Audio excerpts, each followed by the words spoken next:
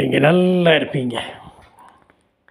இந்த நாளிலும் சில பேர் ஆளுக்கு தகுந்த வேஷம் போடுவார்கள்.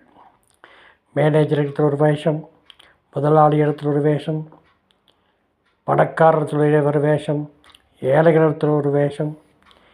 ஆளுக்கு தகுந்த மாதிரி தன்னுடைய வேலை ஆக வேண்டும் என்று வேஷம் போடுகிற எத்தனையோ ஜனங்கள் மத்தியில் நாம் வாழ்ந்து கொண்டிருக்கிறோம் என்பதை நம்ம மறக்கக்கூடாது. ஏன் இப்படி வேஷமாக இருக்கணும்? ஏன் நாமளாக இருக்கக்கூடாதா? நாம் நாமளாக இருந்தால் தான் நமக்கு மரியாதை. வேஷம் மாறிப்போனால், வேஷம் நமக்கு தெரிந்துவிட்டால் நம்முடைய நிலைமை என்ன ஆகும் என்று யோசனை செய்தால் அது கஷ்டமாகி போய்விடும். இதைத்தான் நடந்ததும் முடிந்ததும் என்ற தலைப்பில் நான் சொல்லிக் கொண்டிருக்கிறேன். ஒரு இந்தியாவில் ஒரு ஸ்டேட் பெயர் சொல்ல நான் விரும்பவில்லை. ஒரு லேடி டிஐஜி புதிதாக பொறுப்பேற்று ஒரு ஸ்டேஷனுக்கு செல்ல வேண்டும். அடுத்த நாள் ரிப்போர்ட் கொடுக்க வேண்டும். டிஐஜியாக பதவியேற்க வேண்டும். அந்த பெண்மணி என்ன செய்தார்? முதல் நாள் மாறுவேடத்தில் சாதாரண உடையில், சிம்பிளான உடையில் போய் அந்த பெண் தான் டிஐஜியாக வருகிறார் என்று அந்த ஸ்டேஷன் யாருக்குமே தெரியாது. நேராக போய் அந்த பெண் அந்த போலீஸ்காரத்தில் ஏட்டை இடத்தில், ஐயா என்னுடைய ஸ்கூட்டர் காணாமல் போய்விட்டது, அதை கண்டுபிடிச்சி தாருங்கள் என்று கேட்டவுடன் வேறு வேலையே இல்லை, ஸ்கூட்டர் காணாமல் போச்சு, காரு காணாமல் போச்சு என்று சலித்து கொண்டே அந்த முதன்மை காவலர் அந்த அம்மாவிடம் பேசினார். இதையெல்லாம் கேட்டுக்கொண்டும் பார்த்து கொண்டும் என்ன நடக்குது என்றும் அப்படியே நோட்டம் விட்டுக்கொண்ட அந்த பெண்மணி, டிஐஜியாக வரப்போகிற பெண்மணி, சரி எழுதி கொடுமா, ஒரு பேப்பர் எழுதி கொடு. ஐயா பேப்பர் ஒன்று கொடுங்க ஐயா. எதுக்கால கடையில் போய் ஒரு பேப்பரு, ஒரு பேனா, கொஞ்சம் ஒரு அங்கே வடை சூடாக போட்டிருப்பா, ஒரு 5 இங்கே எத்தனை பேர் இருக்காங்க? ஒரு 10 பேர் இருக்காங்க. ஒரு 10, 12, 20 வரையும் 10 டீயும் சொல்லிட்டு வாம்மா என்று சொல்லிவிட்டார்.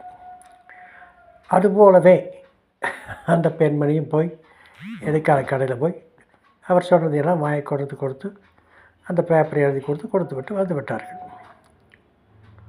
அடுத்த நாள் அந்த பொறுப்பேற்கிற வந்த அந்த லேடி டிஐஜி அந்த ஸ்டேஷனுக்கு வந்தவுடன் கீழ்மட்டமிருந்து மேல்மட்டம் வரை வெலவெலத்து போனார்கள். உடனடியாக அந்த பெண் டிஐஜி யார் பேப்பரை கேட்டாங்களோ, யார் டீ வாங்கிட்டு வர சொன்னார்களோ சஸ்பெண்ட் செய்து விட்டார்கள். அதே போலத்தான் இஸ்ரேல் ராஜ்யத்தில் சவுல் முதல் ராஜா. ஆனால் அவன் ஆண்டவருடைய கட்டளை, ஆண்டவரை மட்டுமே நம்ப வேண்டும், யாரை நம்பக்கூடாது என்ற ஒரு கட்டளை. அவன் அஞ்சனக்காரியிடத்தில் போய் நான் சொல்வதை சொல்கிறவரை வரச்சொல் என்று மாறு வேஷம் போட்டு, ராஜாவுடையிலிருந்து சாதாரண மாறு வேஷம் போட்டு அஞ்சனக்காரியிடத்தில் போய் கேட்டது ஒரு சரித்திரம். அதை ஆண்டவர் பார்த்தார். உடனடியாக ராஜாவிலிருந்து தள்ளிவிட்டுத்தான் தாவீதை ராஜாவாக்கினார். இதுதான் நடந்தது. எதை செய்யக்கூடாதோ, எதை சொல்லணுமோ, எப்படி பார்க்கணுமோ நாம இருக்க வேண்டும். அந்த காவலர் கரெக்டாக இருந்திருந்தால் சஸ்பெண்ட் வந்திருக்காது. வேஷம் மாறி வந்தவர் யாராக இருந்தாலும் சரி, வந்தவருடைய அப்ளிகேஷன் வாங்க வேண்டும் என்று கரெக்டாக இருக்கிறாரா என்று டெஸ்ட் செய்யத்தான் அந்த அம்மாள் போனான். இங்கோ ஆண்டவருக்கு விரோதமாக சவுல் போனான், வேஷம் மாறி போனான். அதனால் அவனுக்கு கிடைத்த தண்டனை அரசவையிலிருந்து, ராஜாவிலிருந்து, ராஜாஸ்தானத்திலிருந்து தள்ளப்பட்டான். வேறொருவரை ராஜாவாக்கினார்.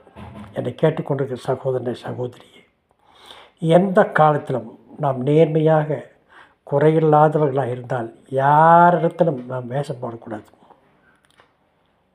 நம் வேஷம் போடாமல் நாமாக இருப்போம் என்று கூறி நீங்கள் லைக் பண்ணுங்கள், ஷேர் பண்ணுங்கள், சப்ஸ்கிரைப் பண்ணுங்கள். மீண்டும் நாளை சந்திப்போமா?